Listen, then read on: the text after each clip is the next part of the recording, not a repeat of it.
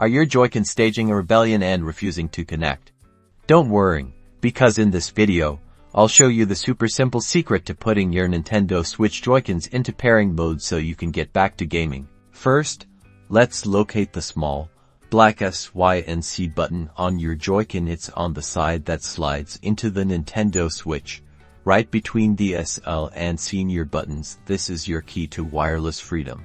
Now, for the magic trick, press and hold that S, Y, and C button. You'll need to hold it down for a few seconds, usually around 3 to 5, until you see the player indicator lights start flashing rapidly. See those lights blinking like crazy? That's how you know your Joy-Con is now actively searching for a connection. It's basically shouting, "I'm ready to pair."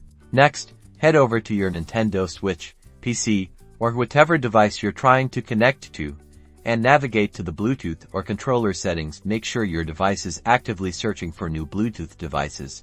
Once your device detects the Joy-Con, select it to complete the pairing process. You should see the player indicator light stay solid, confirming the connection, and that's it. Your Joy-Con is now paired, so get back to gaming. Don't forget to like and subscribe for more Nintendo tips and tricks.